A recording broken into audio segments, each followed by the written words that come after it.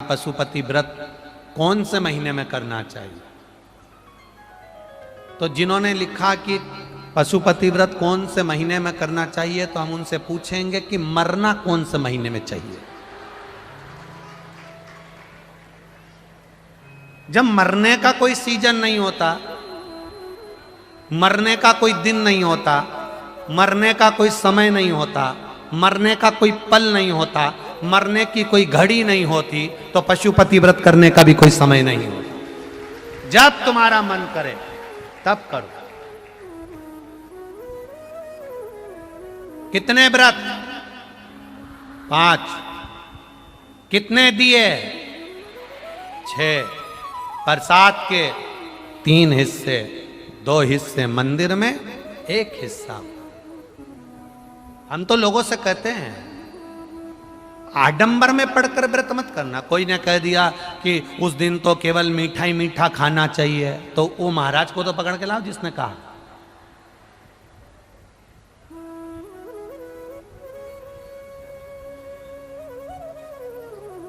पूजन की एक थाली,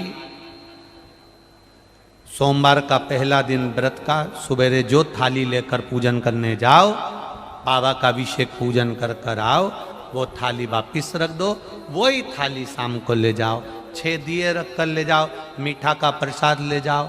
3 हिस्से करने के लिए कोई दोना या कोई कागज जो आपको लगे वो ले जाओ, और जाकर 6 दिए मंदिर में नीचे रखकर 5 दिए प्रज्वलित कर दो। प्रसाद के 3 हिस्से कर दो, जमीन पर रख दो, 2 हिस्से मंदिर में छोड़ दो। एक बिना जला दिया उठाकर वापिस थाली में रख लो। प्रसाद का 1 हिस्सा वापिस थाली में रख लो, पूजन कर लो, बाबा से प्रार्थना कर लो, बाबा आज आपका पशुपति व्रत पहला करा है, मैंने सुना है आप खाली नहीं छोड़ते बाबा, मेरे मन की अभिलाषा पूर्ण जरूर करना, आप झोली जरूर भरना।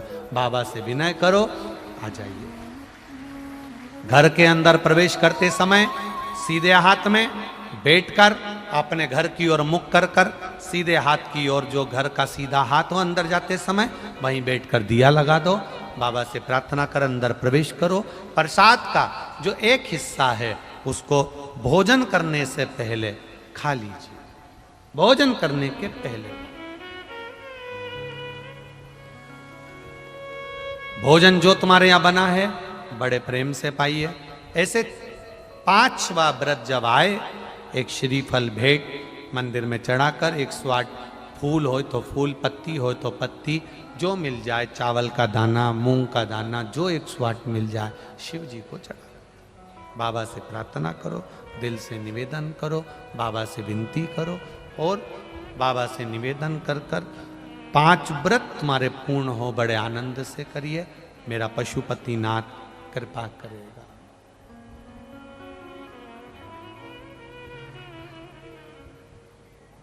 भाव से भजन करो, वो पशुपति नाथ है। एक एक पशु पक्षी का भी पेट भरने वाला है, एक एक पशु पक्षी का। सहज नहीं है मेरा भोलेनाथ।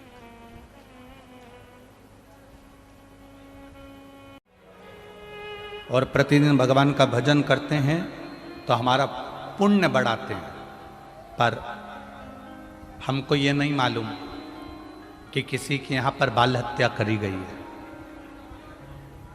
शिव महापुराण की कथा कहती है, स्कंद पुराण की कथा कहती है, जिसके यहाँ बाल हत्या हुई हो, जिसके यहाँ पर स्त्री का भोग किया जाता हो, जिसके यहाँ स्वर्ण की चोरी कर कर लाई गई हो, जिसने कभी किसी की यहाँ आग लगाई हो या किसी ने विश्वासघात किया हो, उसके घर का मात्र 1 गिलास पानी पी लेते हैं तो ये 5 महापाप हमारे खाते में चले जाते हैं। यहां तक शिव पुराण कह रहे। अब आपको कैसे मालूम पड़ेगा कि इनने बाल हत्या करी कि नहीं करी? अब आपको कैसे मालूम पड़ेगा कि इनके घर के लोगों ने कहीं आग लगाई कि नहीं लगाई? अब आपको कैसे मालूम पड़ेगा कि इनने कहीं विश्वासघात करा है क्या? आपको कैसे मालूम पड़ेगा कि यहाँ का इनके घर का पुरुष पर स्त्री गमन करता है क्या, या स्वर्ण की चोरी करता है, या सोने की चोरी करी है क्या? आपको कैसे मालूम पड़ेगा?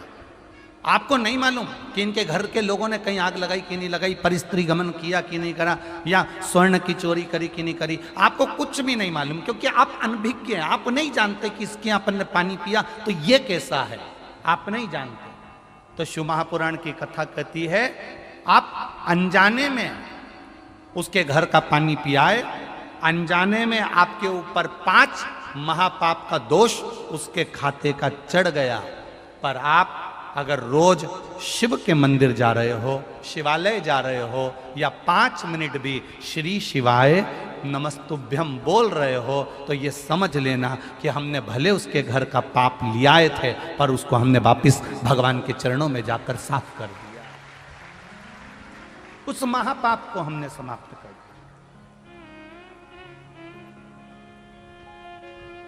मैंने ते आपको नहीं मालूम कि आपने उसके घर का पानी पी लिया।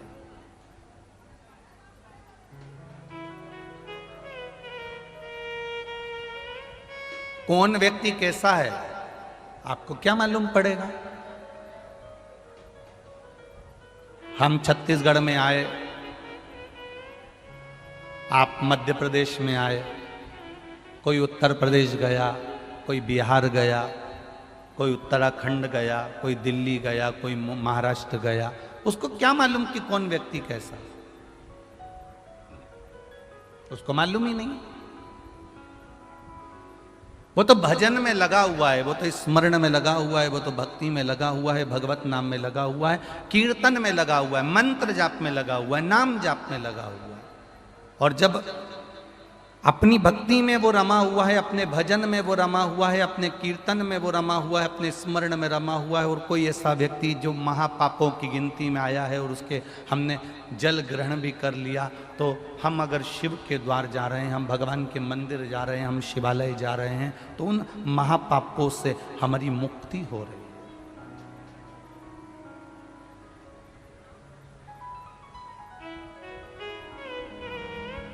एक बात बहुत अच्छे से ध्यान करना, हमने बेकार कर्म किया, अगला जो जन्म होगा उसमें हमें भोगना पड़ेगा, ये निश्चित है। पर यदि हमने थोड़ा सा भी पुण्य अपना बचा कर रखा है, मरते दम तक भी अगर हमने शंकर की आराधना करी है, शिवालय गए हैं, या शिव कथा को अपने जीवन में उतार के रखा है, तो हमारे पास थोड़ा सा पुण्य है। वो पुण्य से हम कुछ अच्छा जन्म पा सकते हैं।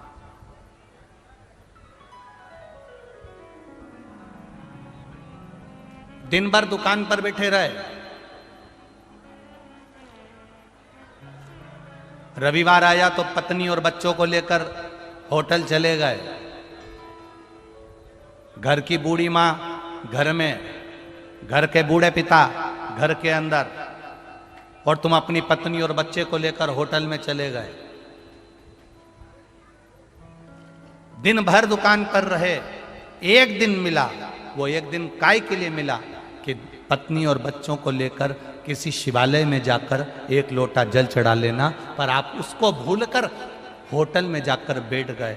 हमने कमाया कमाया कमाया कमाया, पर कभी भगवान की भक्ति में हम एक क्षण नहीं गए, तो अगला जन्म क्या मिलेगा? जिसने अपनी जीवन में कभी भगवत भजन नहीं करा, केवल भोग करा, कमाया कमाया कमाया कमाया, और अंत में छोड़कर चला गया। अगला जन्म, जैसे तुम बहुत व्यस्त रहे, बहुत व्यस्त रहे, बहुत व्यस्त रहे, उसी तरह भगवान अगला जन्म हमें बेल का बना देता है। बेल क्या करता है? बैलगाड़ी में लगा रहता है, और बैलगाड़ी में लगा रहेगा, दिन भर काम करेगा, दिन भर घूमता रहेगा, दिन भर हल जोतेगा, दिन भर बखर चलाएगा, दिन भर। पर यदि भगवान ने हमको बेल बनाया भी है, तो परमात्मा से इतना सा कह देना, भगवान हमने कभी जिंदगी में एक क्षण की भी अगर कथा सुनी है तो बेल बनाना मना नहीं, पर हमें बेल नंदी बना देना, हमें वो नंदी बना देना जो हम भगवान के द्वार पर खड़े हों, भगवान की चौखट पर खड़े, वो बनाएगा।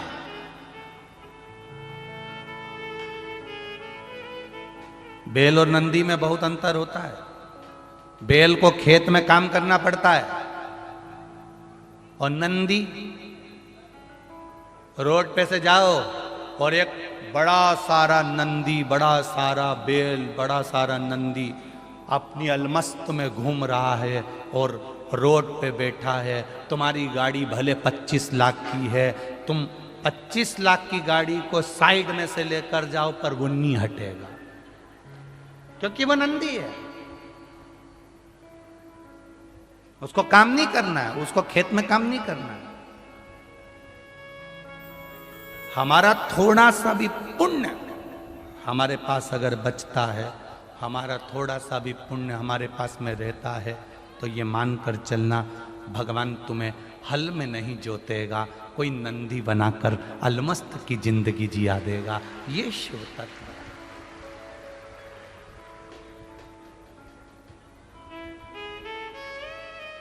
आप करो उसका भजन। हम कभी मना नहीं करते कि आप कर्म मत करिए, 24 घंटे काम करो, हम मना नहीं करेंगे। तुम्हारे शरीर की जितनी कैपेसिटी है उससे दुगना तुम मेहनत करो, मना नहीं। अपना घर मत छोड़ो, अपना परिवार मत छोड़ो।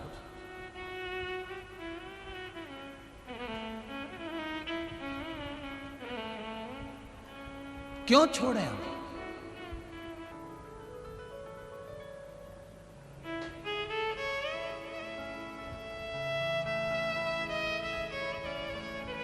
अष्टावक्र गीता, श्रीमद् भगवत गीता और गर्भ गीता, आप में से कितने लोग हैं जिन्होंने श्रीमद् भगवत गीता कभी पढ़ी हो, सुनी हो?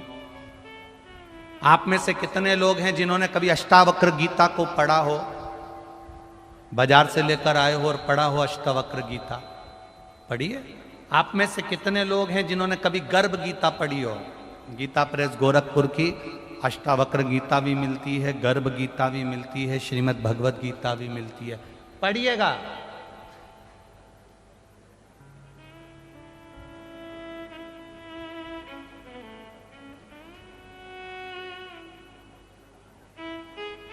अष्टावक्र गीता, गर्भ गीता, श्रीमद् भगवत गीता।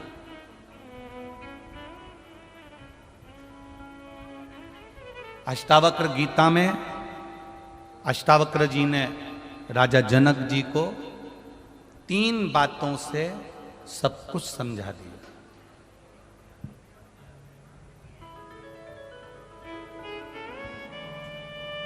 भिलाई छत्तीसगढ़ के जितने भी भक्त कथा को सुन रहे हैं और टीवी के माध्यम से, आस्था चैनल के माध्यम से, फेसबुक यूट्यूब के माध्यम से जितने भी भक्त लोग इस कथा को सुन रहे हैं, अपनी जिंदगी में उतारिएगा। अष्टावक्र गीता को 3 शब्दों में अष्टावक्र जी ने जनक जी को समझा दिया। सुनो जनक, 3 बातों को अपनी जिंदगी में उतार कर रखना अष्टावक्र गीता कर रही है। और सुनो भिलाई वालों, छत्तीसगढ़ वासियों, आपकी जिंदगी में अगर ये अष्टावक्र गीता और गर्भ गीता की बात अच्छी लगे तो अपने जीवन में उतारना और संपूर्ण देशवासियों को इस क्लिप को काट कर संपूर्ण देशवासियों को भेजना कि अष्टावक्र गीता में अष्टावक्र जी राजा जनक को 3 शब्द में गीता समझा रहे हैं, गर्भ गीता में 2 शब्द में गीता समझा रहे हैं। अष्टावक्र जी ने जनक जी से कहा, सुनो जनक, 3 बातों को, 3 शब्दों को अपने जीवन में उतार कर रखो। पहला,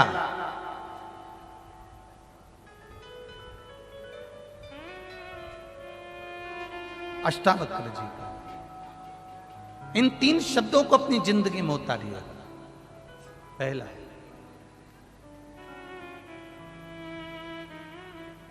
अपने धन को पकड़ो, पराये धन को छोड़ दो। दूसरा, अपनी स्त्री को अपने साथ रखो, पराई स्त्री को छोड़ दो। और तीसरा, अपने घर में रहो, पराये का घर छोड़ दो। ये अष्टावक्र गीता के 3 शब्द।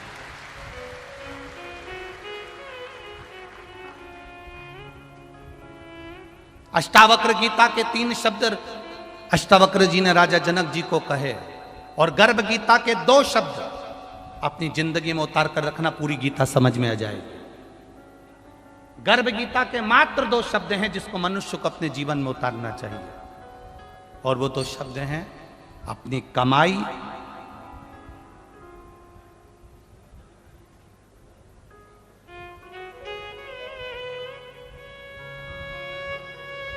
बोल दें क्या? अरे बोलो जम के बोल दें। गर्भ गीता के 2 शब्द अपनी जिंदगी में उतार कर रखना, अपनी कमाई को छूना और अपनी लुगाई को छूना, पर दूसरे की कमाई और दूसरे की लुगाई मत छूना।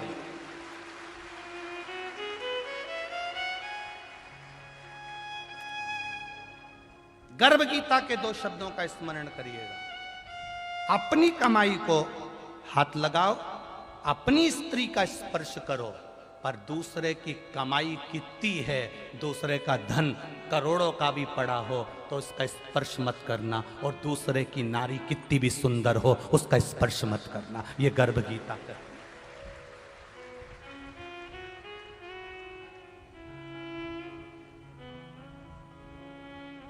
आपको अच्छा लगे, गर्भ गीता के 2 शब्द का ज्ञान अपनी जिंदगी में उतारना कि अपनी कमाई और अपनी लुगाई का स्पर्श आप करना, पर दूसरे की स्त्री और दूसरे के धन का कभी स्पर्श मत करना, मत करो। बर्बादी की पहली सीढ़ी है ये। अगर हम दूसरे के धन का स्पर्श कर रहे हैं और दूसरे की नारी का स्पर्श कर रहे हैं, बहुत सावधानी रखिए, बहुत।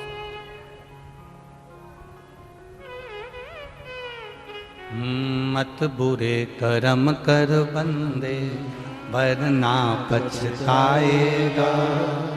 भगवान की आंखों से तू बच नहीं पाएगा, तू बच नहीं पाएगा। अरे ओ अज्ञानी मत कर नादानी, तेरे कर्म का फल भी तू ही पाएगा। जैसा किया तूने तेरे आगे आएगा। मत बुरे कर्म कर बंदे, वरना पछताएगा। भगवान की आंखों से तू बच नहीं पाएगा, तू बच नहीं पाएगा। अरे ओ अज्ञानी मत कर नादानी। 5 महापापों से मुक्ति हमको रोज चाहिए, प्रतिदिन।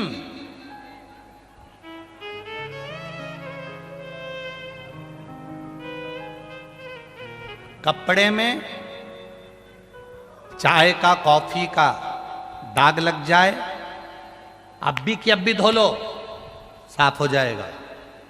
कपड़े में चाय कॉफी का दाग लग गया, 2 घंटे या 3 घंटे बाद धोगे तो वो दाग साफ नहीं होगा। हमने आज पाप किया है तो आज ही शंकर भगवान को 1 लोटा जल चढ़ाकर धो लो, नहीं तो वो दाग पक्का हो जाए। चाय का दाग लग गया, अभी की अभी धो। हमसे झूठ निकल गया, अभी की अभी मुख से श्री शिवाय नमस्तुभ्यम। हमने किसी को धक्का दे दिया, अभी की अभी श्री शिवाय नमस्तुभ्यम। हमने किसी के साथ गलत कर दिया, अभी की अभी श्री शिवाय नमस्तुभ्यम। क्षमा मांग लो, सॉरी कह लो, पांव प्रणाम कर लो, नमन कर लो, दंडवत कर लो। क्या जाता है? गलती हो गई ना, क्षमा मांगने में क्या जाता है?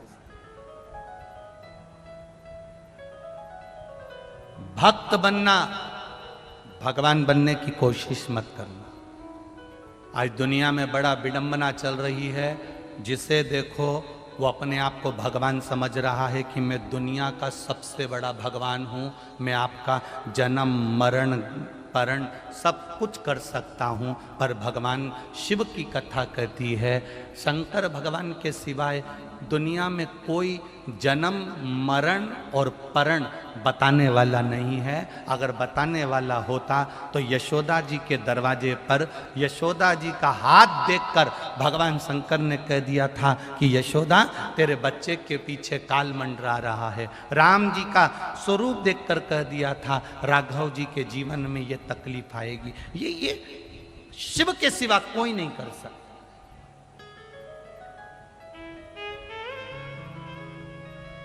और दुख की घड़ी आएगी, ये निश्चित है।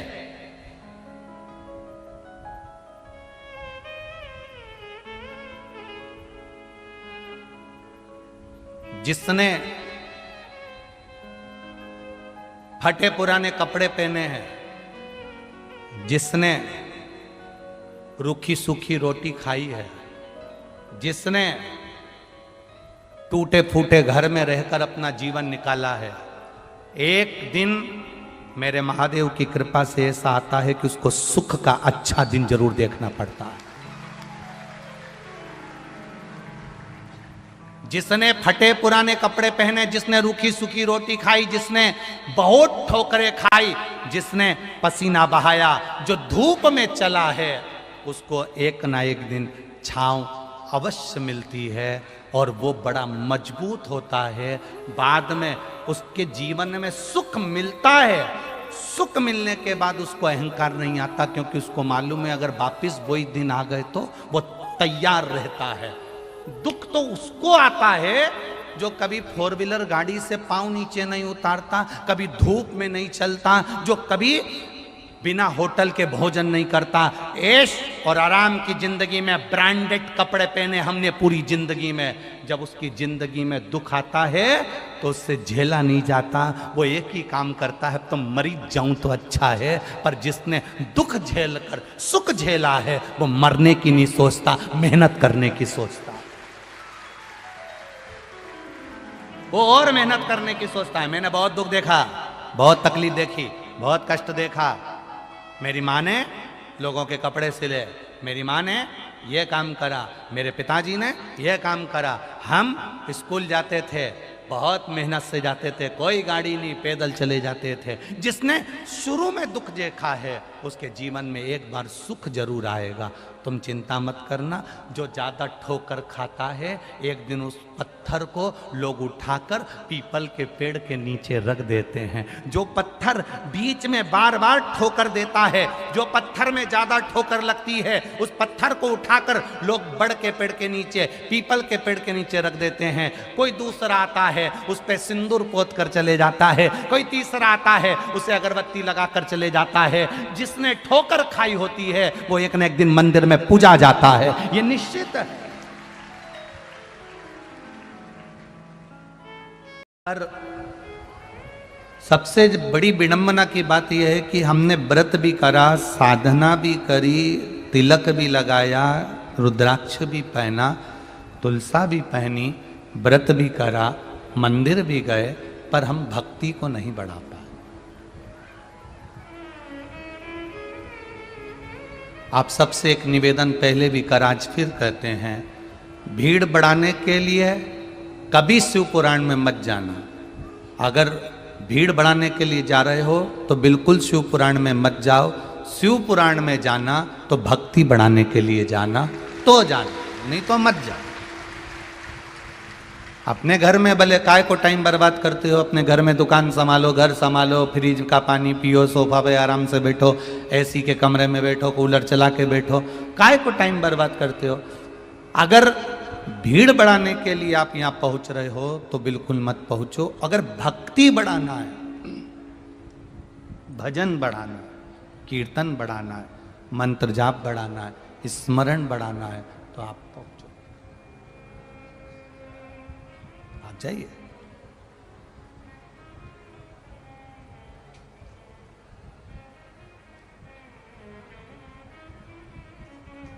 आप में से कितने लोग हैं जो मोबाइल में कभी बैलेंस चेक ही नहीं करते हो?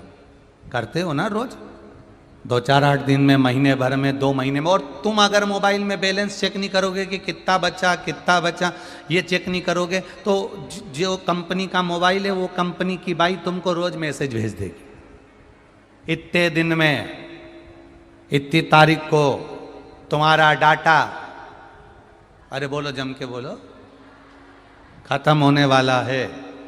भेजती कि नहीं भेजती? एक मैसेज जब बैलेंस खत्म होने का समय आता है, मोबाइल में जब बैलेंस खत्म होने का समय आता है तो 2-4 दिन में एक मैसेज आता रहता है, इतने दिन का टॉपअप जमा कर लीजिए, इतने दिन में तुम्हारा बैलेंस खत्म हो जाएगा, तुम्हारी वैधता इतने दिन की बची है। बोलो री जी, और सही है कि गलत है? इतने दिन की बची है। टाइम पर आप मोबाइल का बैलेंस चेक करते रहते हो, कितना बचा, कितना जीबी बचा, कितना खर्च हो गया, कितना बचा। टाइम पर जैसे मोबाइल का बैलेंस चेक करते हो, टाइम पर टीवी का भी बैलेंस डलवाना पड़ता है, वो बैलेंस भी खत्म होने वाला रहता है, तो तुम्हारे आधे से ज़्यादा चैनल चलना बंद हो जाते हैं। टाइम पर मोबाइल का बैलेंस चेक करते हो, टाइम पर टीवी का बैलेंस चेक करते हो, टाइम पर बैंक का बैलेंस चेक करते हो, तो टाइम पर भक्ति का बैलेंस भी चेक करते रहा करो कि कम तो नहीं हो गई।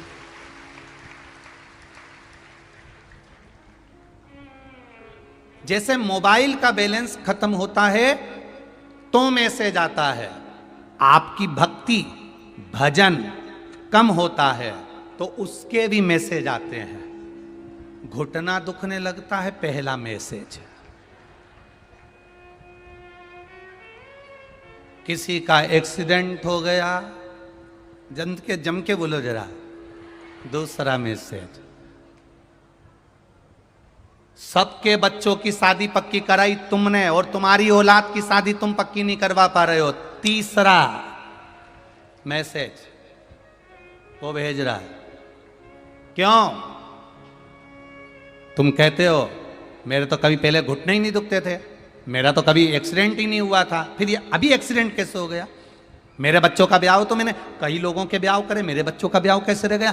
पहले तुमने करे, अभी क्यों नहीं हो रहा? क्योंकि पहले बैलेंस अच्छा था, भक्ति अच्छी थी, भजन अच्छा था, पूरा की पूरा मोबाइल का डाटा पक्का था, खूब बैलेंस था, तो तुम जो करते थे वो हो जाता था। अब बैलेंस कम होते गया तो दुख आते गया। भगवान दुख इसलिए देता है कि तुम्हें समझ में आ जाए कि बैलेंस खत्म हो गया है। भक्ति के बल को बढ़ा, भजन को बढ़ा, कीर्तन को बढ़ा, स्मरण को बढ़ा, मंत्र जाप को बढ़ा, शिव मंदिर में जा, एक लोटा जल चढ़ा, भगवान का भजन कर, घर के बुजुर्गों का सम्मान कर, संत साधु गुरुजन को प्रणाम कर। ये बैलेंस हमें बढ़ाना है। जब हमारा बैलेंस बढ़ जाएगा तो मैसेज आना, बोलो बोलो जम के बोलो, फिर एक मैसेज आएगा, आपका मोबाइल का रिचार्ज हो गया है, आप खूब मोबाइल चलाओ। अगर भक्ति का बैलेंस प्रबल हो गया तो तुम्हारी मर्जी पड़े सो करो, पर भक्ति का बैलेंस कम हो गया तो फिर श्रेष्ठता नहीं होगी। अपने बैलेंस को बढ़ाइए। टाइम पर मोबाइल चेक करते हो, टाइम पर टीवी चेक करते हो कि कितना बचा। टाइम पर अपने बैंक का अकाउंट चेक करते हो, कितना गया कितना बचा। ऐसा ही टाइम पर अपने जीवन का बैलेंस भी देखते जाओ कि मैंने कितना झूठ बोला, कितना कपट करा, कितनी बेईमानी करी, कितना गलत किया और कितना मैंने अच्छा करा। हमारा बैलेंस कितना बचा है, हमने कितना भजन किया है, कितना कीर्तन किया है, कितना मंत्र जाप किया है, कितना स्मरण किया है। अपने बैलेंस को देखने का प्रयास करिएगा तो आपको खुद आनंद की अनुभूति हो जाएगी।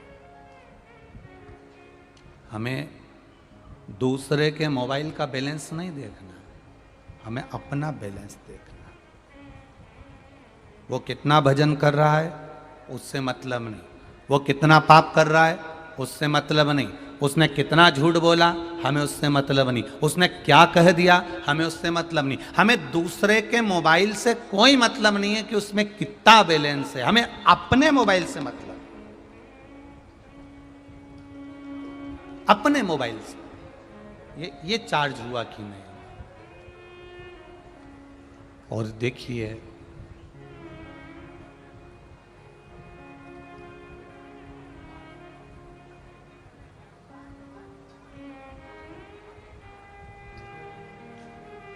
कोई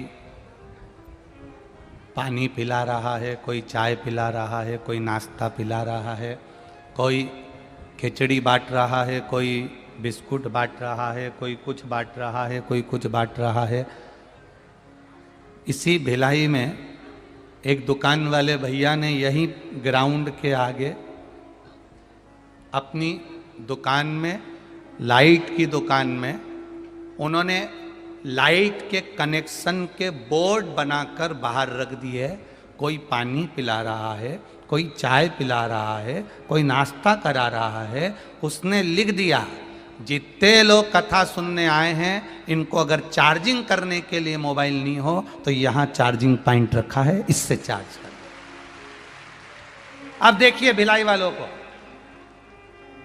धन्यवाद है, ऐसे भिलाई के भक्तों को दंडवत प्रणाम है, ऐसे भक्तों को जिन्होंने इतनी सेवा दी है, उनको साधुवाद है, साधुवाद।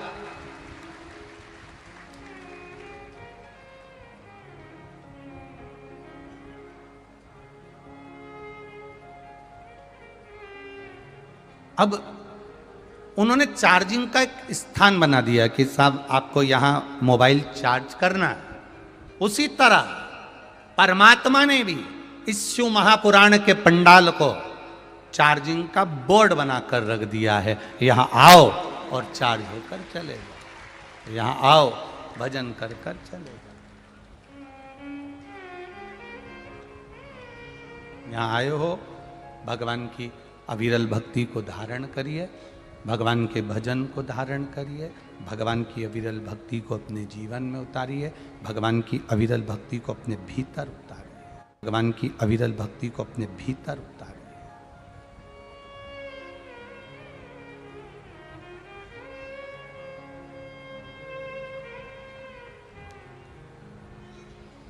भोजन करने बैठो, पहली पंगत, पंगत जानते हो सब लोग? जम के तो बोलो, जानते हो ना? पंगत छूट जाए चलेगी, भोजन की पंगत अगर छूट भी गई ना कोई दिक्कत नहीं, कोई तकलीफ नहीं। भोजन की पंगत अगर छूट जाए चल जाएगा, पर अच्छे लोगों की संगत नहीं छूटना चाहिए, वो जिंदगी भर नहीं चले। पंगत छूट गई, छूट जाने दो। पंगत गई, भोजन वापिस मिल जाएगा, पर अच्छे लोगों की संगत गई तो ये बचपन, ये जवानी, ये धेड़ी, ये बुढ़ापा, हमारा ये मानव का शरीर दोबारा नहीं मिलने वाला है। संगत मत छूटने देना। जो रोज मंदिर जाता हो उसकी संगत कर लो, जो रोज भगवान का भजन करता हो उसकी संगत कर लो। जहां से हमको अच्छी बात सुनने को मिल रही हो, अच्छा ग्रहण करने को मिल रहा हो, वहां की संगत कर लो। जहां निंदा मिलती हो, अपशब्द मिलते हो, ताने मिलते हो, गालियां मिलती हो, अपशब्द मिल रहे हो, आड़ा टेढ़ा संवाद मिल रहा हो, लोग निंदा में लगे हुए हैं, वहां हमें नहीं जाना। हमें संगत चाहिए, भले पंगत छूट जाए, भोजन छूट जाए, पर संगत ना छूटे।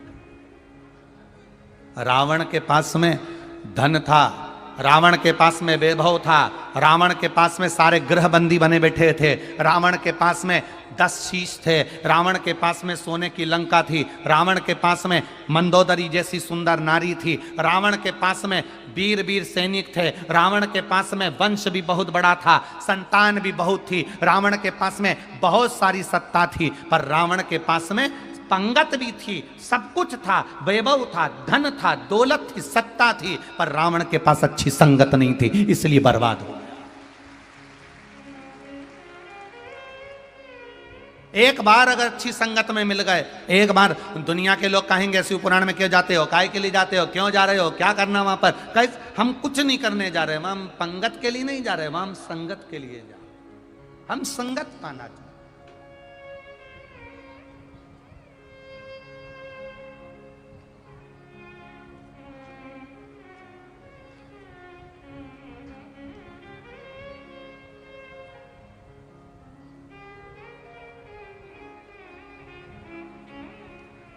शिवरी नारायण वाले महाराज जी यहाँ पर विराजमान हैं।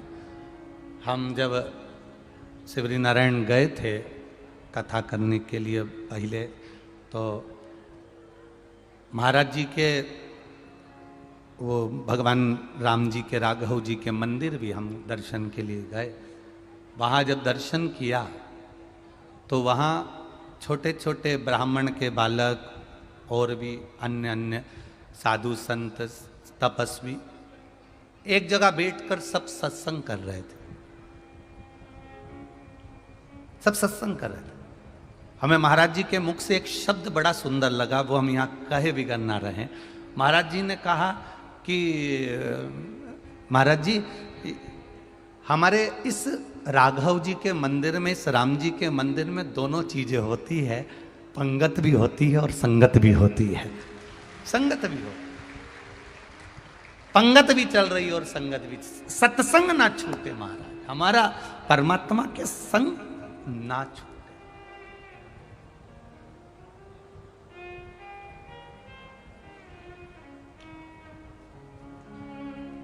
और आज भी शिवरी नारायण में रामचरितमानस पर प्रश्न वगैरह सब चलता है। वहाँ हमको स्मरण में नहीं इतना, परंतु उस समय वहाँ रामचरितमानस पर संवाद चलते हैं। तो ये सत्संग ही तो है, ये संगत ही तो है।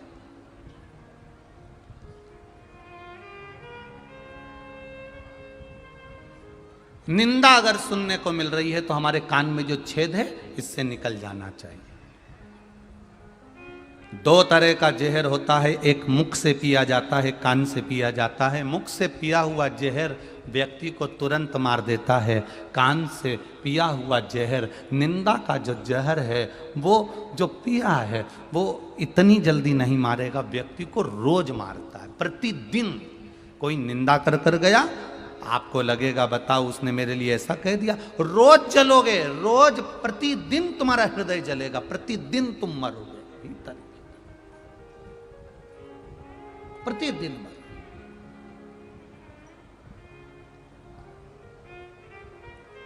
वो एक लाइन भजन की आप लोग गुनगुनाते रहते हो ना, संगत कर अच्छे लोगों दवा मिल जाएगी सभी रोगों की।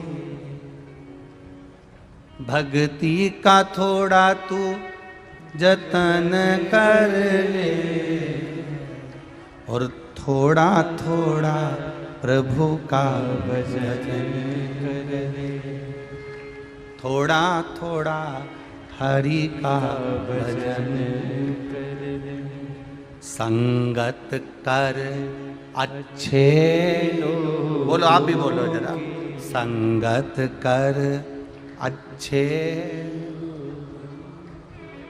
दवा मिल जाएगी सभी रोगों की। मुक्ति का कोई तू जतन कर ले,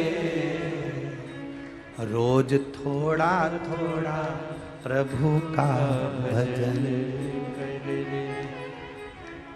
संगत अच्छी होना चाहिए, सब दवा उसी में समाई है। आप किसी अच्छे व्यक्ति से, एनर्जी फुल व्यक्ति से मिल रहे हो तो आपको एनर्जी मिल जाएगी।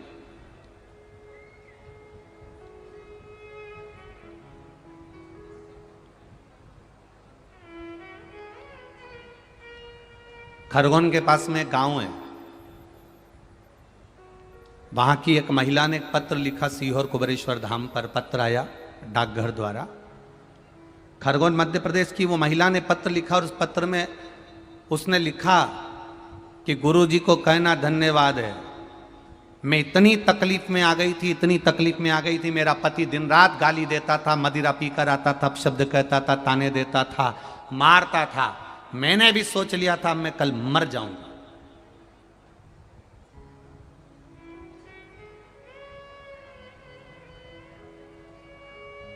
अब दूसरे दिन मैंने साड़ी निकाल ली, मरने के लिए लकड़ी की म्याल पर उसको टांग दी। पर मैंने सोचा कि मरने से पहले एक मैसेज कर जाऊं, और मोबाइल उठाकर बस मैसेज लिख रही थी। और उस मैसेज में महाराज की कथा की किसी ने क्लिप भेज दी थी, जिसमें महाराज जी ने बोला था, क्यों मरो, छाती पे मूंग डालो।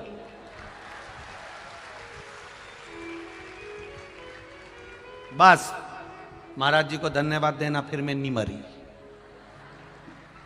और उस दिन से प्रण ले लिया कि भगवान के मंदिर जाऊंगी, भजन करूंगी, कीर्तन करूंगी, हिम्मत नहीं हारूंगी। और उस माता ने पत्र में लिखा, मेरे पति ने मदिरा भी छोड़ दी और गलत काम भी छोड़ दिया। ये पत्र, एक पत्र यहां पर भी आया है, एक पत्र भेजा है यहाँ किसी ने, अब वो पत्र ढूंढें पहले।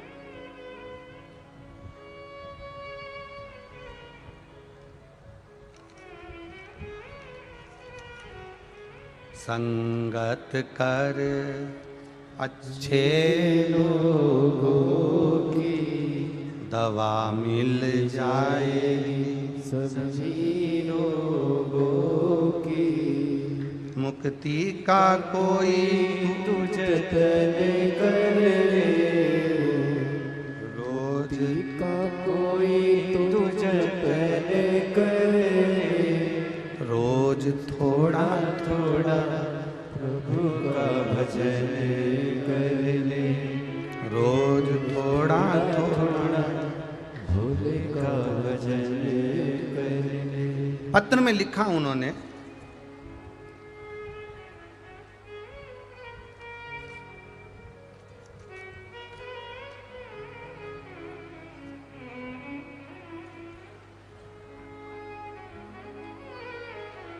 मैं ज्योति ताम्रकार, पति श्री रामनारायण ताम्रकार, रानी तराई, पाटन, जिला दुर्ग से हैं। कहीं बैठी हो तो हाथ हिलाइएगा, कहीं बैठी हो तो हाथ हिलाइएगा। ज्योति ताम्रकार, पति श्री रामनारायण ताम्रकार, रानी तराई, पाटन, जिला दुर्ग, जिन्होंने पत्र में लिखा है, गुरुजी गुड मॉर्निंग और गुड नाइट का ट्रेड बहुत चला, बहुत चला। हमारे क्षेत्र के लोग व्यसन में इतना डूबे हुए थे, मांसाहार मदिरा पान में इतना डूबे हुए थे गुरुदेव, जब से शिव महापुराण की कथा हमारे क्षेत्र के लोगों ने सुनना प्रारंभ करी, हमारे यहाँ के लोगों ने मांसाहार छोड़ दिया और व्यसन छोड़ दिया। ये पत्र है। आप जैसा संगत कर रहे हो,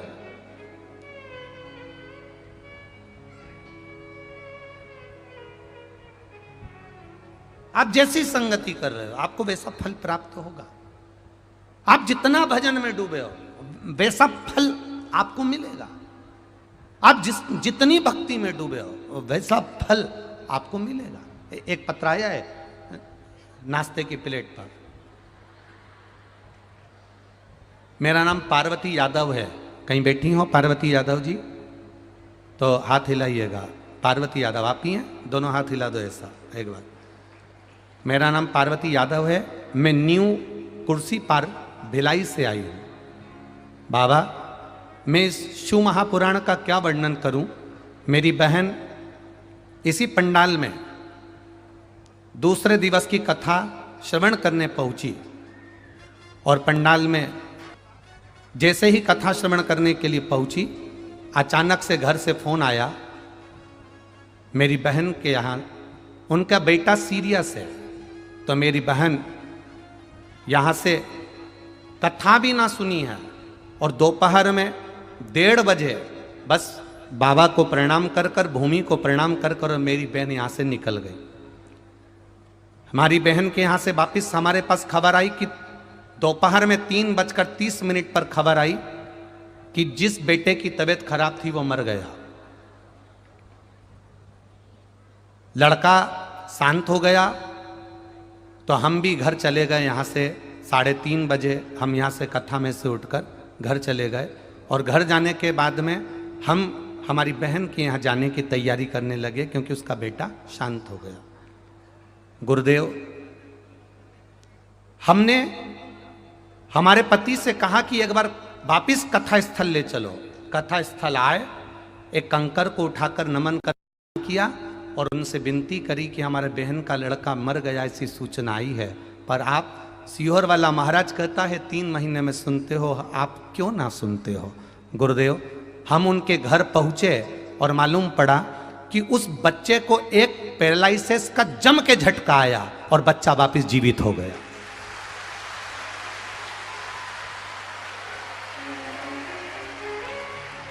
बालक वापस जीवित हो गया। अब ठीक है बहन, वो एक बार दोनों हाथ हिला दो, हर हर बैठी है। मेरा नाम पार्वती यादव है, मैं न्यू कुर्सी पार से भिलाई से आई हूं। गुरुदेव, शिव तत्व किसको कहते हैं? आपका विश्वास, आपकी दृढ़ता, आपका भरोसा। आप सीहोर वाले महाराज को सुनने के लिए नहीं आए हो, सीहोर वाले महाराज को सुनने के लिए यहां नहीं पहुंचे हो, यहां आप पहुंचे हो मेरे कुबेर भंडारी को श्रवण करने के लिए। यहाँ पहुँचे हो मेरे महाकाल राजा को श्रवण करने के लिए। यहाँ पहुँचे हो एकांतेश्वर महादेव को श्रवण करने के लिए। यहाँ पहुँचे हो चंपेश्वर महादेव को श्रवण करने के लिए। यहाँ ये छत्तीसगढ़ की धरा, आप ये मत सोचिए कि मध्य प्रदेश की धरा में महाकाल बाबा विराजमान है या बिहार में भगवान बैद्यनाथ जी विराजमान है। संपूर्ण विश्व की एक एक धरा, एक एक गांव, एक एक शहर, एक एक मोहल्ला, एक एक क्षेत्र, एक एक सोसाइटी, एक एक कॉलोनी, कुछ भी शंकर के बिना नहीं है। सब जगह शिव विराजमान है, प्रत्येक जगह पर, प्रत्येक भूमि के कण कण में शंकर समाया। उस माँ ने लिखा, वो यादव बहन ने, पार्वती यादव जी ने लिखा, मैं आई, मेरे पति से कहे मेरे को एक बार लेकर चलो, एक बार मुझे उस महादेव के चरणों में जाकर कहना है कि बहन का बेटा मर गया है और मैं वहां जा रही हूं, बस इतना कहना है मुझे। वो पत्र में लिख रही,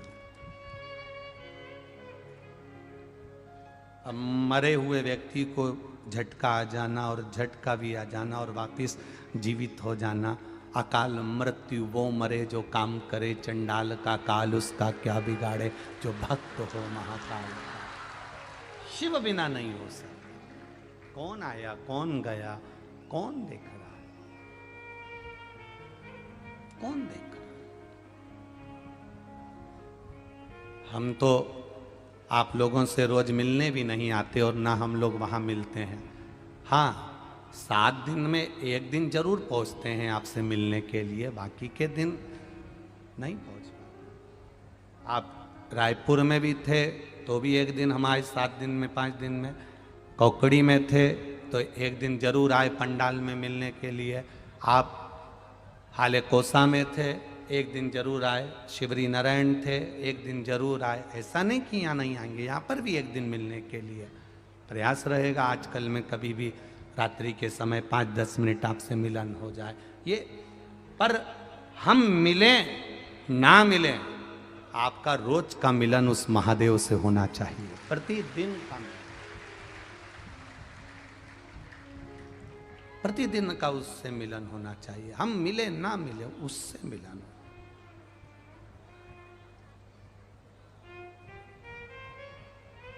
प्रतिदिन का मिलन।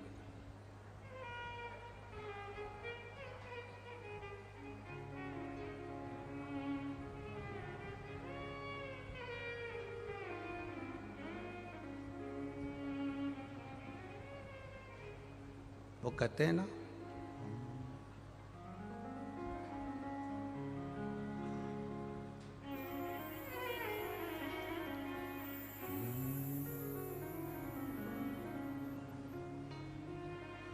हम आनंदे रही भयो। वो कहे अपने जीवन के एक आनंद में हमें रहना, अपने जीवन के एक सुख में, अपने जीवन के एक आनंद में हमको रहना।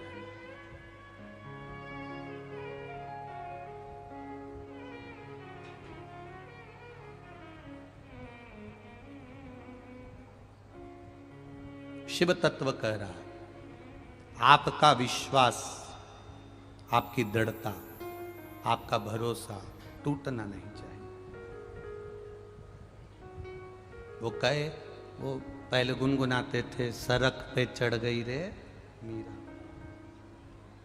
राम नाम की डोर पकड़ के तर गई रे मीरा।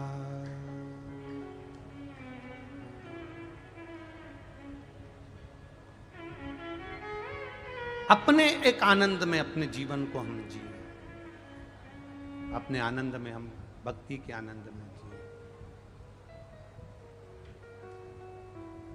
शिव कथा कह रही है, भगवान शंकर का संवाद कह रहा, मुख का जहर एक बार मार देगा पर कान का जहर रोज मारेगा।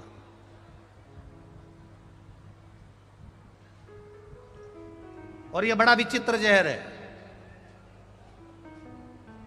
यह व्यक्ति को प्रतिदिन मारता है। दुनिया के लोगों में एक जहर बड़ा विचित्र घोल कर रखा दो लोगों ने। जो व्यक्ति मिलता है वो एक बात जरूर कहता है, सीता जी के कारण रामायण हो गई और द्रौपदी के कारण, अरे बोलो जम के बोलो जरा, महाभारत हो। कहने वाले ने कह दिया सीता जी के कारण रामायण हो गई और द्रौपदी के कारण महाभारत हो गई, क्योंकि उनकी सोच में यह भरा हुआ था। आज तक ऐसा व्यक्ति नहीं मिला इस पूरे संसार में जिसने एक बार यह कहा हो कि नारी के अपमान के कारण रामायण और महाभारत हो गई। जो मिला एक ही बात कहता मिला, सीता जी के कारण रामायण हो गई, द्रौपदी के कारण महाभारत हो गई। एक कहने वाला ऐसा नहीं मिला कि नारी के अपमान के कारण रामायण हुई है और नारी के अपमान के कारण महाभारत हुई है। जब जब नारी का अपमान होता है तब तक महाभारत और रामायण तो जायज है, होते ही रहे। अब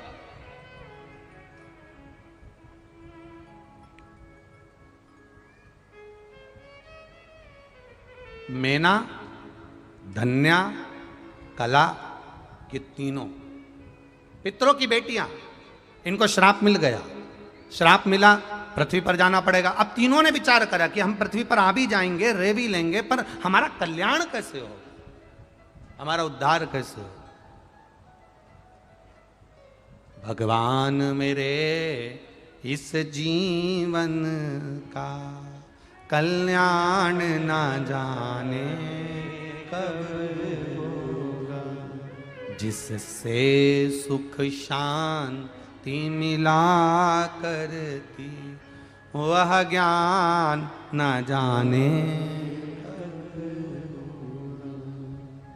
कब प्राप्त हो। हम रोज चिल्लाते हैं जम जम के, विश्व का, अभी चिल्ला दिए तुम, विश्व का कल्याण हो। धर्म की, अधर्म का, प्राणियों में, विश्व का, ठीक है। तुम्हारे चिल्लाने से हो गया? कल्याण कब होगा? जब अपन अपने आप का कल्याण करेंगे, हम सुधरेंगे, युग सुधरेगा, हम बदलेंगे, युग बदलेगा। सास बहू को बदलने में लगी है, बहू सास को बदलने में लगी है, दोनों नहीं बदल पा रही एक दूसरे को। निवेदन है, जब सास नहीं बदले और बहू नहीं बदले तो सास से निवेदन है, खुद बदल लो अपने आप को। बोलना बंद कर दो, ज्यादा टोकना, बोलो बोलो जम के बोलो, बंद कर दो। टोकना बंद कर दो, बोलना बंद कर दो। ज्यादा नहीं सुधर नहीं ना बहू, बस टोकना बंद करो, बोलना बंद करो, फालतू की बात मत बोलो। ठीक है, अब नहीं सुधरेगी तो तुम अपने आप को सुधारो ना। पर तुम तो संकल्प लेके बैठी हो ना, कसम खा के बैठी हो, इसको तो मैं सुधार के मानूंगी, वो भी कसम खा के बैठी, इसको तो मैं सिधार के। तुम सुधार, वो सिधार है, लगी वो भी तैयार।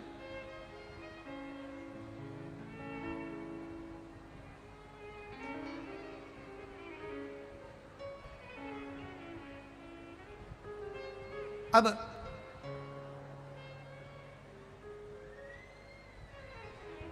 शिव तत्व कह रहा है, भगवान ओघड़ी की कथा कह रही है, भगवान शिव की पावन शिव महापुराण की कथा कह रही है।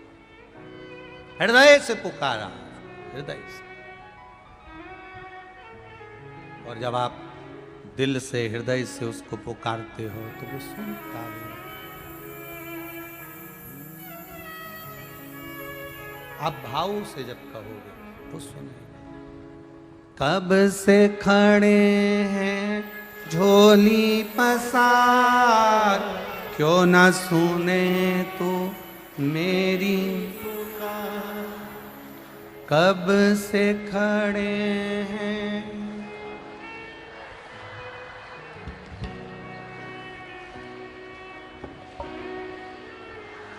मुझे तेरा ही सहारा है,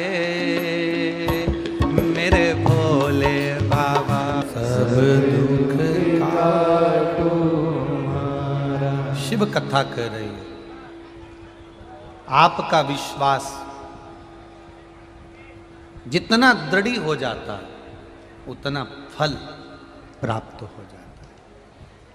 मेना धन्या कला ने श्राप मस्तक पर लिया, पर अपने जीवन को वापिस कल्याणमय कैसे बनाया जाए उसके लिए प्रयास किया। चरणों में पड़ गई सनकादि ऋषियों के, कहा आप कृपा करेंगे तो जरूर हमारा उद्धार होगा। कहा मृत्यु लोक में जाइए, 3 देवियां आप तीनों की गोद में खेलेंगे। पर वो देवियां भी शिव आराधना के बिना नहीं मिल सकती।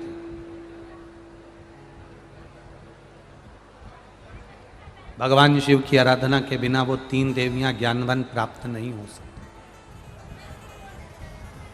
एक बात बहुत सावधानी से स्मरण में रखिएगा कि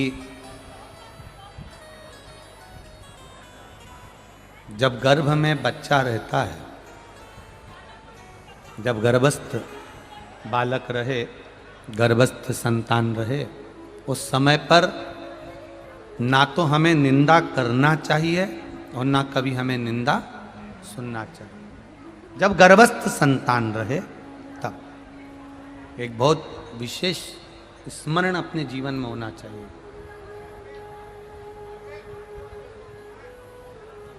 एक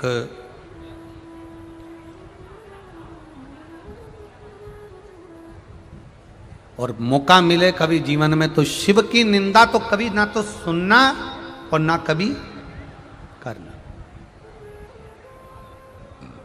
कोई कभी देना कि वो शिव जी तो ऐसे हैं या शंकर भगवान वैसे। कहा पार्वती जी से कहा था कि शिव तो ठेरे कैलाशी, हरि गोरा पछताओ, बूढ़े जोगी के संग में तुम कैसे रह पाओगे। तेरे भोले बाबा के कोई आगे न पीछे, अपना दुखड़ा गोरा किसको सुनाओगे। पार्वती, शिव के ना तो कोई आगे है ना कोई पीछे। शंकर भगवान की ना तो निंदा करो ना निंदा सुनो। यहां तक शिव पुराण कहती है कि शिव भक्त की भी निंदा नहीं करना और ना सुनना। कोई तुमसे कहे वो रोज मंदिर जाती है, मंदिर में फैलारा लगा कर आती है, ऐसा करके आती है, कोई शिव भक्त है, शंकर जी को जल चढ़ाने वाली, शंकर का भजन करने वाला, शंकर का गुणगान करने वाला, शिव कथा में रमने वाला, शंकर की भक्ति में डूबने वाला हो, कोई भगवान के भजन में डूबने वाला हो और उसकी कोई निंदा कर रहा हो, वहां से उठो और चले जाओ। अपने को नहीं बैठना, फालतू के काम में तो लगना ही नहीं।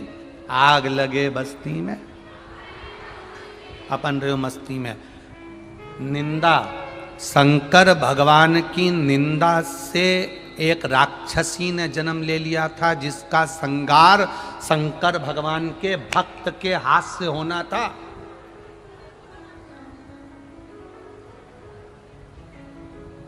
कौन थी वो, जिसका पूरा वंश मिट गया? शंकर की केवल निंदा सुनी थी और निंदा करी थी।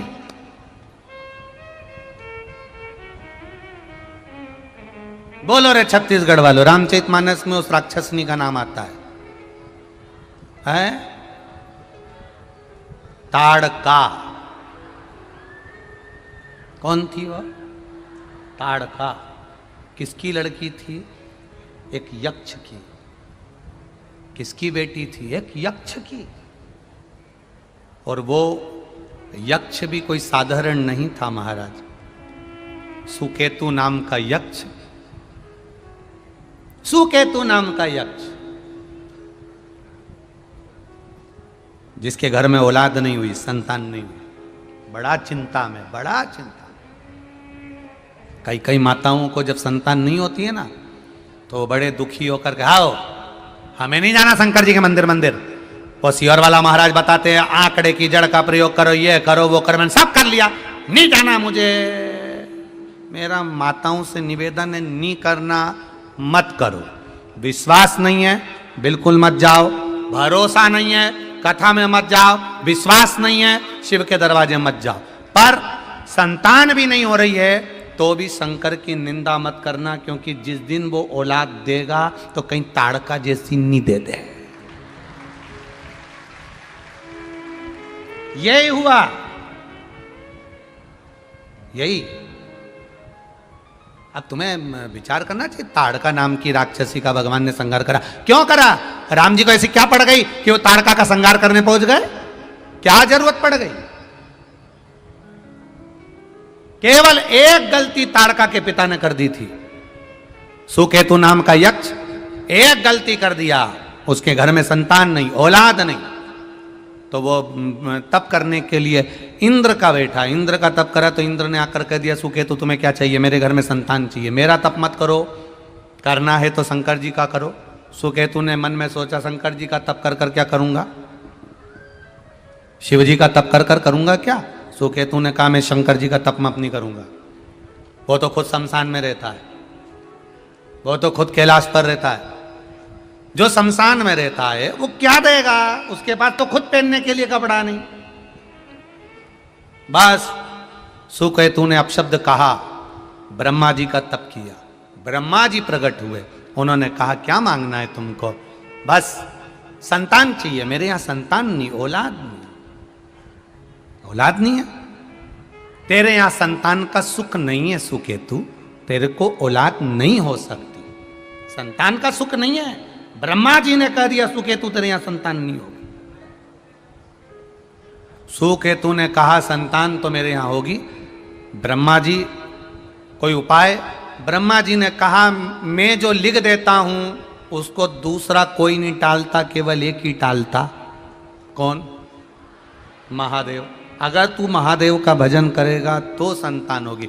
सुकेतु ने कहा, वो शमशान में रहने वाला, भस्म रमाने वाला, जटा जूट बांधने वाला, जिनके बच्चे के हाथी के मुंह लगे, वो मुझे क्या औलाद देंगे? बस सुकेतु ने भगवान विष्णु की आराधना करना प्रारंभ कर। यक्ष सुकेतु भगवान नारायण की आराधना कर रहा है। जो नारायण की आराधना करना प्रारंभ करा, ओम विष्णवे नमः, ओम विष्णवे नमः, ओम विष्णवे नमः, भगवान प्रकट हो गए। मांग सुकेतु क्या चाहिए? सुकेतु कहते हैं मुझे संतान चाहिए। भगवान के तेरे भाग्य में नहीं है। कौन दे सकता है? भगवान नारायण ने कहा शंकर जी दे सकते, कि उनकी तो आराधना नहीं करूंगा। कई कई इतने निंदा करने वाले होते हैं कि उनको घर के लोग समझाते हैं, क्यों बुरा बोलते हो, उनके लिए क्यों बुरा बोलते हो, उनके लिए क्यों बुरा बोलते हो, उनके लिए क्यों बुरा करते हो। घर के लोग समझा रहे हैं, पर उसकी आदत पड़ी है। वो निंदा करे बिगाड़, बोले बिगाड़ रह ही नहीं सकता, क्योंकि भगवान भी चाहता है कि ये निंदा करे बोले, जिससे इसका वंश जल्दी से जल्दी निपटे, इसलिए वो करवा रहा है निंदा। अब सुकेतु तो यक्ष है, इतना बड़ा यक्ष के पद पर बैठा हुआ, चाहता तो भजन करता शिव जी का। जब ब्रह्मा जी बोल रहे हैं शंकर का भजन करो, जब भगवान विष्णु बोल रहे हैं शिव जी का भजन करो, इंद्र बोल रहे हैं शिव जी का भजन करो, तो भी नहीं कर रहा। तो अब तेरी मर्जी। फिर बैठ गया तप करने के लिए। देव ऋषि नारद प्रकट हो गए। नारद जी ने कहा, सुकेतु क्या मांग रहे हो? संतान। सुकेतु संतान चाहिए? हाँ, तो ब्रह्मा जी से मांगो ना। इतने में सुकेतु प्रसन्न हो गया। वाह महाराज, आप ही मिले हो केवल अकेले, जिसने ब्रह्मा जी का नाम लिया है। नहीं तो यहां जितने भी मिलते हैं ना, वो बोल बम का नारा है। केवल आप ही मिले हो। निंदा करने वाले को, जिसकी वो निंदा कर रहा है, उसकी निंदा करने वाला एक और मिल जाए तो इतने खुश हो जाते हैं कि अब तो हमने पूरा युद्ध का मैदान जीत लिया। अब दो निंदा करने वाले हो गए। पर इसको नहीं मालूम कि नारद है उसका नाम, नारद। सहज नहीं है वो। अरे देव ऋषि नारद कह रहे हैं, सुकेतु तुम एक काम करो, तुम्हें अगर मांगना है तो ब्रह्मा जी के पास जाओ, ब्रह्मदेव के पास। हाँ, तो ब्रह्मा जी तो कह रहे थे कि मैं संतान नहीं दे सकता क्योंकि तेरे भाग्य में नहीं है। अरे ब्रह्मा जी दुनिया की लीला लिख सकते हैं। जितने मुख किसी के नहीं, उतने मुख तो ब्रह्मा के, सब कर सकते। जाओ वापिस ब्रह्मा जी के पास।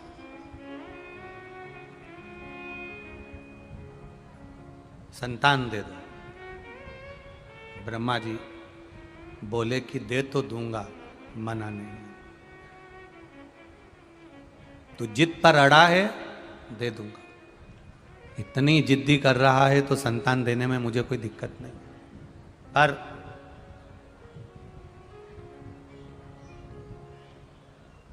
कैसी संतान चाहिए तुझे बोल। अरे मुझे चाहे बेटा हो, मुझे चाहे बेटी हो, सुंदर हो, अति सुंदर, बहुत सुंदर।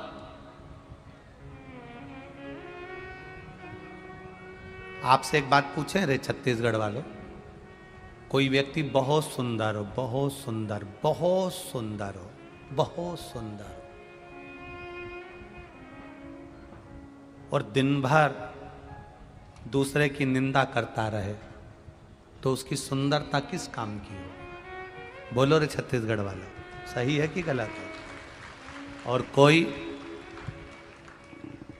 अगर मान लो सुंदर नहीं भी है, मान लो सुंदर नहीं है, वो कोई स्वरूप से विहीन है, और अगर वो किसी की निंदा ही नहीं करता, केवल अपने काम में व्यस्त रहता है, भजन में व्यस्त रहता है, अपने कर्म में लगा रहता है, क्या किसको रोइए तान के सोई, उसे कोई मतलब नहीं किसी का, तो वो सुंदर व्यक्ति से ज्यादा बेकार है कि अच्छा है?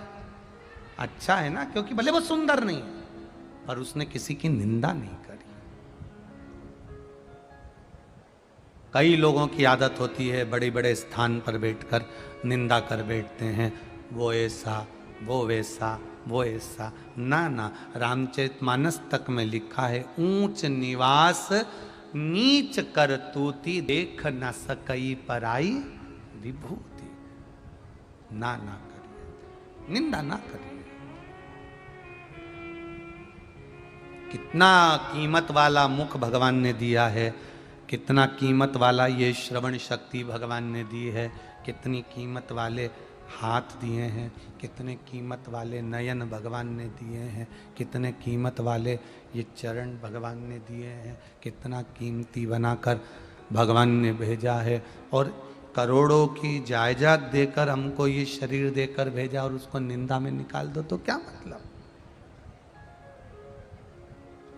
आप सब इस कथा में आए हो, एक संकल्प लेकर जाना अपने मन में कि ना तो मैं शंकर जी के किसी भक्त की निंदा सुनूंगी, ना कभी शिव महापुराण की कभी निंदा सुनूंगी, ना कभी मैं शंकर की निंदा सुनूंगी और ना कभी मैं शंकर की निंदा करूंगी। मेरा संकल्प ये होना चाहिए कि मैं ना सुनूं और ना शिव की निंदा करूं।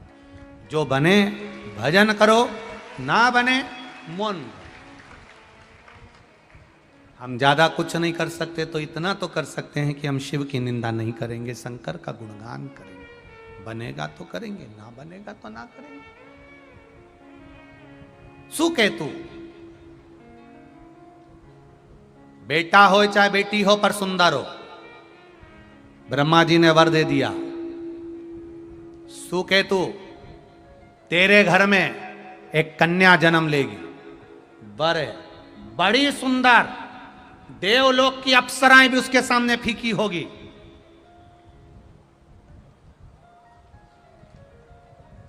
इतनी सुंदर थी वो ताड़का, ब्यूटी क्वीन, इतनी सुंदर, इतनी सुंदर। सुकेतु की पत्नी जब गर्भ से हुई, उसके यहां बच्चे नहीं, और पत्नी जब गर्भ से हुई तो कह दिया सब जगह जाना, शंकर के मंदिर के सामने से निकल के मत जाना। सुकेतु ने कह दिया। कई लोग आपको भड़काएंगे, ज्ञान देने वाले ज्ञान देंगे। गर्भवती नारी को शंकर के मंदिर नहीं जाना चाहिए, गर्भवती नारी को शिवजी पे जल नहीं चढ़ाना चाहिए। ये ज्ञान देंगे देने वाले बहुत। शिव महापुराण का एक तत्व अपने भीतर उतार कर रखना, रामचरितमानस का एक तत्व उतार कर रखना, स्कंद पुराण का एक तत्व अपने भीतर उतार कर रखना। सुकेतु ने अपनी पत्नी से कहा था शंकर के शिवालय के सामने से भी निकल कर मत जाना। जब पत्नी शिव के शिवालय के सामने से जाती थी तो मुंह को टेढ़ा कर कर चली जाती थी, अपशब्द बोलती हुई, निंदा करती हुई, आड़ा टेढ़ा बोलती हुई चली जाती थी। शिव महापुराण की कथा तो यहां तक कहती है कि शंकर के मंदिर भी नहीं जा सकते, शिव के मंदिर का शिखर का दर्शन कर लो तो सर्व पाप नाशनम, सब पाप नष्ट हो जाते हैं। यहाँ तक शिव पुराण कहती है यदि शंकर के मंदिर में अंदर प्रवेश नहीं कर सकते, बाहर से निकल कर ही चले जाओगे तो उसमें भी आपको भगवान के दर्शन का ही फल मिल जाता है। पर सुकेतु ने उल्टा कर दिया।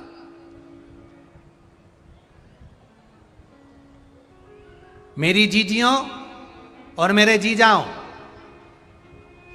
अच्छे से सुन लेना, शिव की निंदा करने वाला, शिव को द्रोही मानने वाला, शंकर से ईर्ष्या करने वाला, उसके घर में दिया जलाने वाला नहीं बचता। यह शिव पुराण की कथा कह रही है। शंकर की निंदा करने वाला,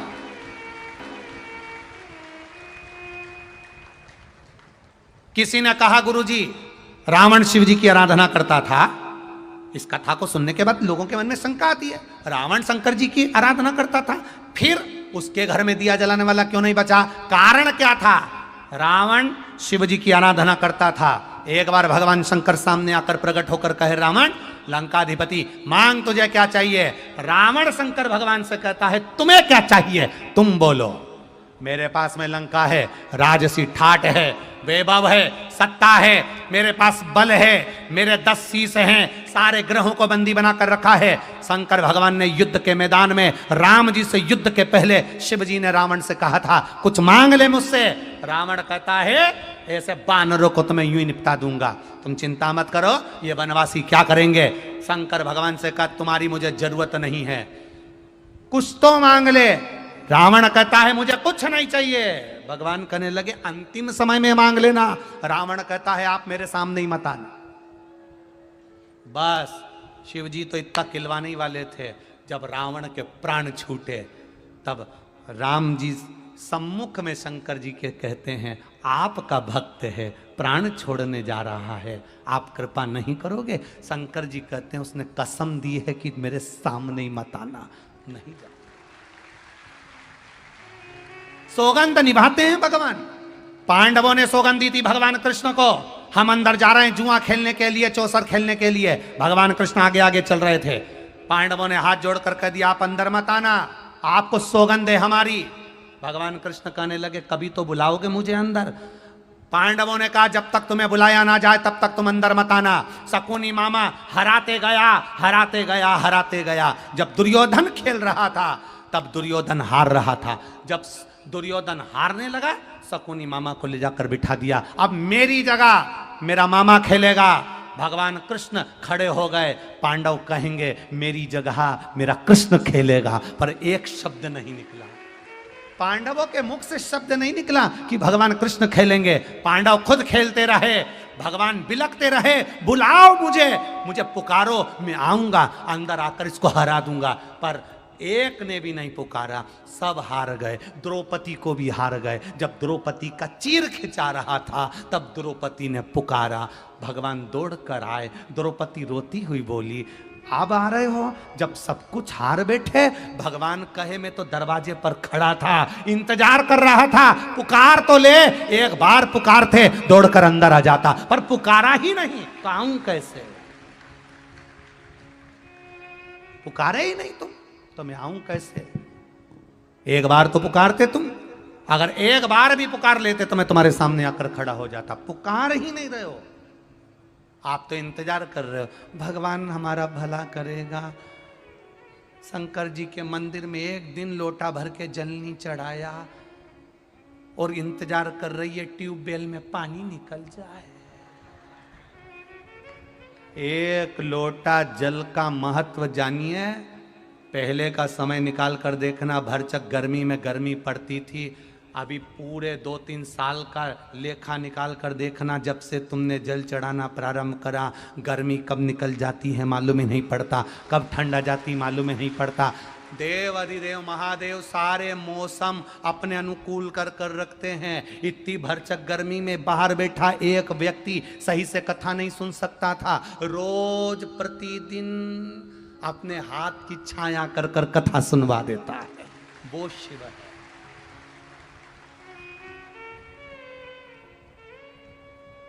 शिव है वो।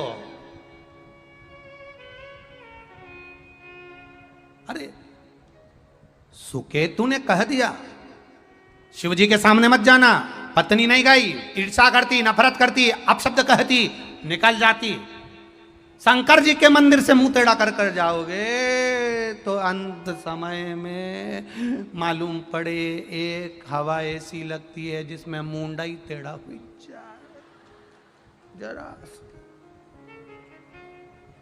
शंकर की निंदा, शिव भक्त की निंदा, शंकर की निंदा, शिव पुराण की निंदा कभी जिंदगी में ना तो सुनना, ना करना, ना लिखना। अपने शब्दों में भी मत लिखना कि शिव की निंदा कर रहे हो। वो जवाब देगा, कोई दूसरा जवाब नहीं देता, वो दे देता है बेटा, वो देगा जवाब।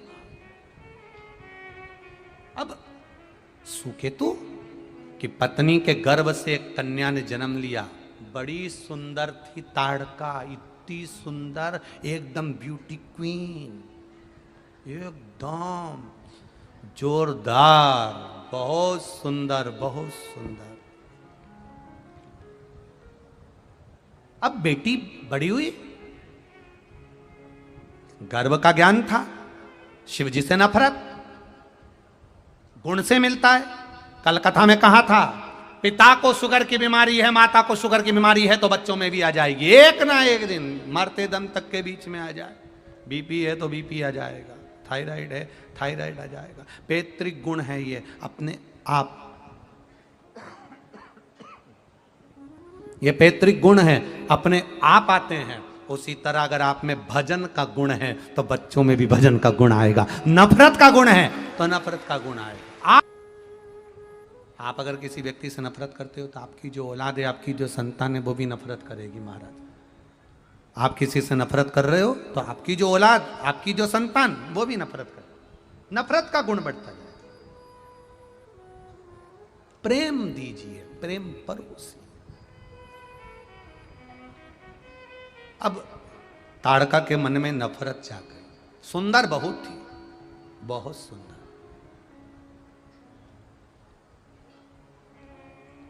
विवाह हो गया।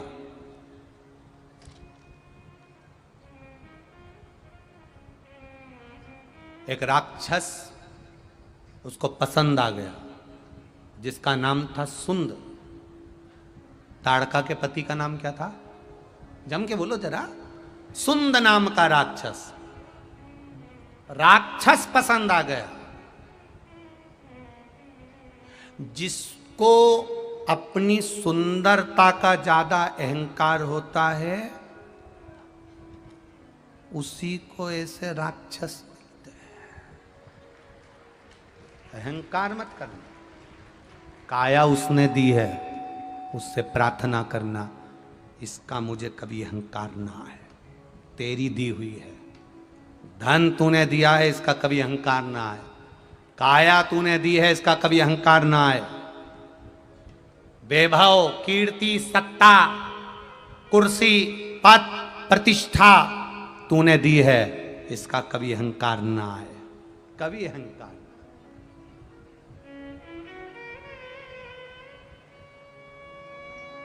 कनक, कामना और कीर्ति, ये तीनों तलवार की नोक की तरह होते हैं। काया ज्यादा सुंदर है, तलवार की नोक की तरह है। धन ज्यादा हो गया, तलवार की नोक की तरह। अहंकार बढ़ता चले जाएगा, उस अभिमान को मत बढ़ने देना। अब इसको अहंकार था, बड़ी सुंदर बड़ी सुंदर, तो सुंद नाम के राक्षस के साथ इसने शादी कर ली। ब्याह हो गया। ब्याह कर कर चली भी गई, पहुंच गई। अब विवाह करने के बाद जब राक्षस से विवाह हो गया तो इसकी प्रवृत्ति भी राक्षस जैसी और बढ़ गई, और बढ़ गई राक्षस जैसी। आवाज नहीं जा रही पीछे। राक्षस जैसी प्रवृत्ति बढ़ गई, और राक्षस जैसी प्रवृत्ति बढ़ी, और राक्षस जैसी। और जब राक्षस जैसी प्रवृत्ति और बढ़ी और बढ़ी, एक दिन ये बड़ी सुंदर थी।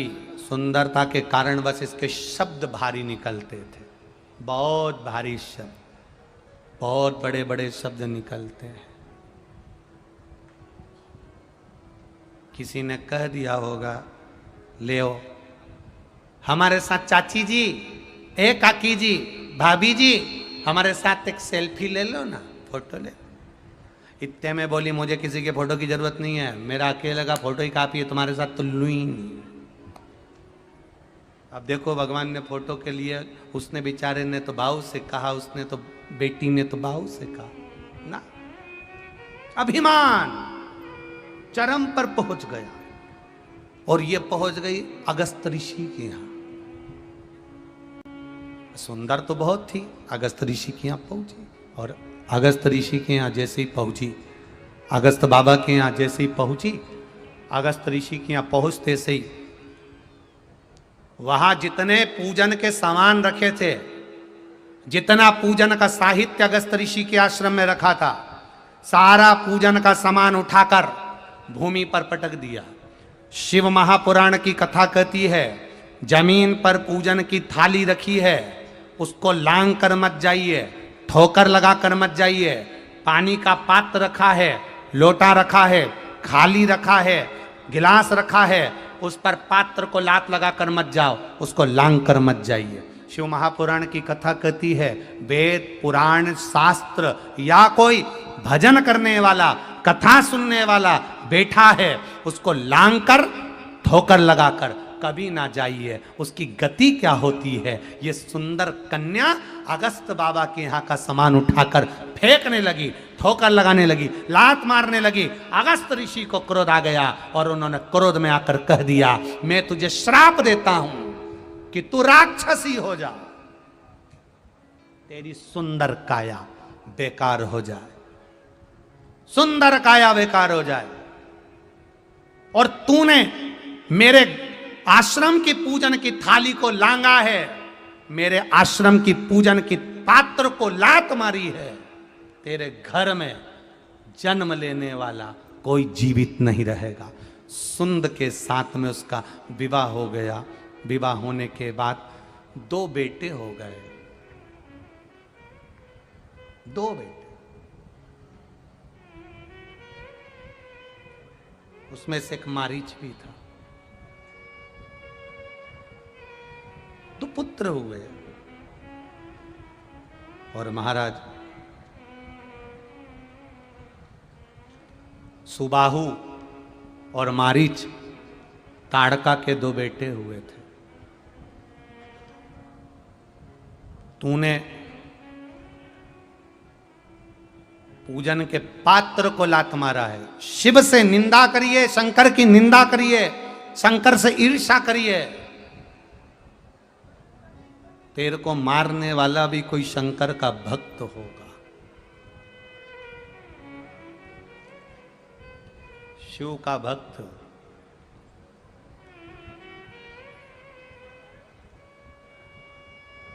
ताड़का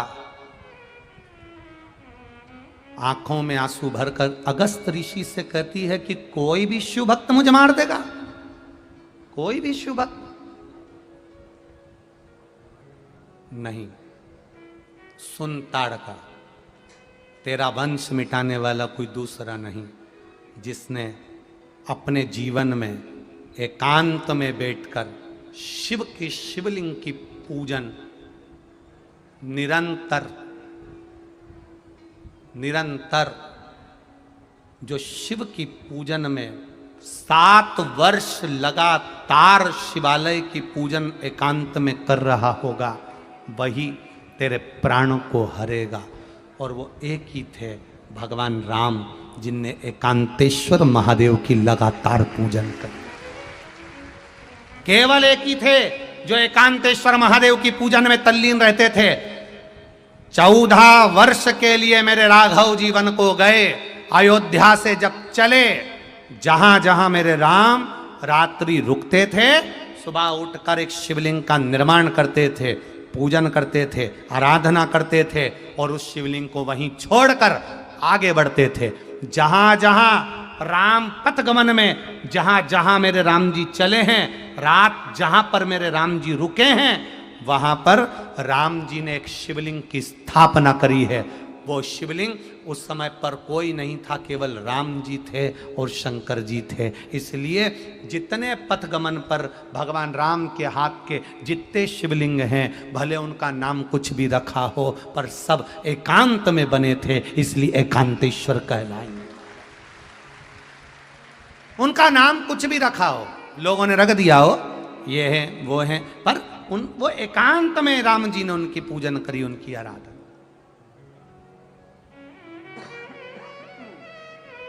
एकांत में उनकी आराधना करें, एकांत में उनकी पूजन करें। वो एकांतेश्वर है। राम जी आगे बढ़ते गए, बढ़ते गए, बढ़ते गए, बढ़ते गए। शिवलिंग की पूजन अर्चना करते करते बढ़ते बढ़ते राघव जी आगे बढ़ते बढ़ते जो ताड़का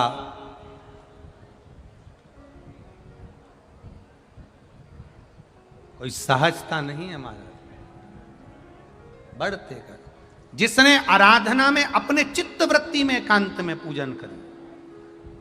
जब गुरु बाबा के यहाँ पर राम जी महाराज पहुंचे थे ना विद्यार्जन करने के लिए, तो गुरु जी ने राघव जी को केवल एक ही काम सौंपा था, मैं तुम्हें विद्याध्ययन कराऊंगा, मना नहीं, पर एकांत में शिवलिंग की आराधना तुम्हें करना है, शंकर के शिवलिंग का निर्माण तुम्हें करना है, शंकर के शिवलिंग की पूजन तुम्हें करना है। तुम आराधना करिए, अर्चना करिए। महाराज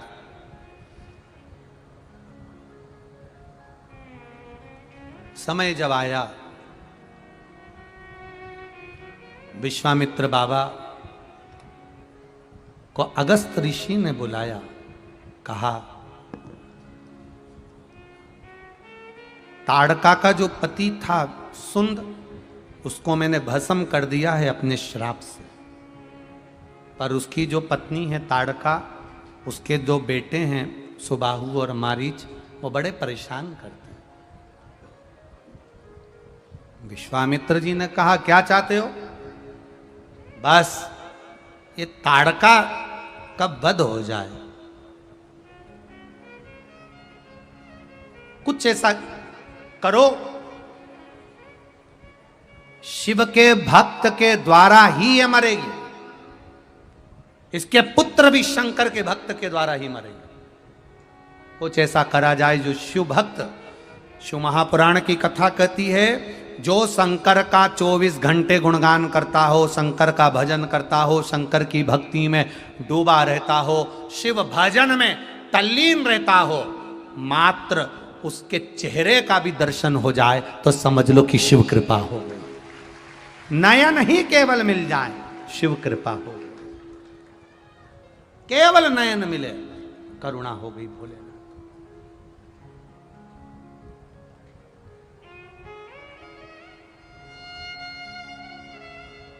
शिव कृपा हो गई। महाराज जब शिव महापुराण कह रहे हैं, भगवान शिव का चरित्र कह रहा है, जब देखा विश्वामित्र जी ने ले जाकर, बाबा विश्वामित्र जी ने उनको राम लक्ष्मण को ले जाकर खड़ा करा, और राम लक्ष्मण को ले जाकर जब अगस्त बाबा के यहाँ पर खड़ा किया, तब तारका नाम की राक्षसी का भगवान संहार करते हैं। शिव कथा कह रहे हैं, भगवान शंकर का संवाद कह रहा है, शिव महापुराण की कथा कहती है। जिन राघव जी ने, जिन राम जी ने भगवान शिव के शिवलिंग की स्थापना करी, बारंबार पूजन करी, आराधना करी, गुरु बाबा के यहाँ भी बाल्यावस्था में भगवान शंकर की आराधना करते रहे, लगातार कई वर्ष तक गुरु बाबा के यहाँ पर भी शिव की भक्ति में रमे हुए, कई वर्ष। केवल बन जाते समय शिवलिंग का निर्माण नहीं कराए भगवान राम जी ने, जब गुरु बाबा के यहाँ थे तब भी शंकर भगवान के शिवलिंग का निर्माण करना, पूजन करना, उनको एकांत में शिव की आराधना करना, एकांत में। ऐसी शिव भक्ति, शिव महापुराण की कथा करी, निंदा से दूर रही। ये ताड़का नाम की राक्षसी के पुत्र सुबाहु, मारीच आदि कादिक पति भी गया, सुबाहु भी गया, मारीच भी गया, जितने मारे गए ये सब शंकर भगवान से द्वेष रखने के कारण, शिव के द्वेषी बने, ईर्षा करी, नफरत करी। शिव महापुराण की कथा कहती है, आपकी वाणी से, आपके चित्त से, आपके हृदय से कभी किसी का बुरा ना, आप श्रेष्ठता दीजिए, अच्छा दीजिए, अच्छा देने का प्रयास करिए। शिव महापुराण की कथा कहती है, प्रारंभ में जो कहा वही फिर स्मरण में रहे, निंदा ना सुने ना निंदा करे, ना सुनना है ना करना, बन सके कुछ अच्छा देने का प्रयास करिए। राम नाम, कृष्ण नाम, शिव नाम, भगवान की भक्ति, भजन, कीर्तन, मंत्र जाप, नाम जाप, नाम स्मरण, भगवान का देने का प्रयास करिए। आया समय, मैना धन्या कला मृत्यु लोक में आकर शिव की आराधना में डूब गई। वर मिला, 3 कन्याएं जन्मी। मैना जी के गर्भ से माता पार्वती जी का प्रागट्य। धन्या सुनैना बनी, जिनकी गोद में माता सीता आई। कला कीर्ति बनी, जिनकी गोद में राधा जी खेली हैं। तीनों के क्रम का स्मरण करेंगे तो तीनों देवियां भी भगवान शंकर की आराधना करने वाली। तीनों देवियां शिव भक्ति में डूबने वाली। ऐसी पावन शिव महापुराण की कथा का स्मरण आप और हम कर रहे हैं।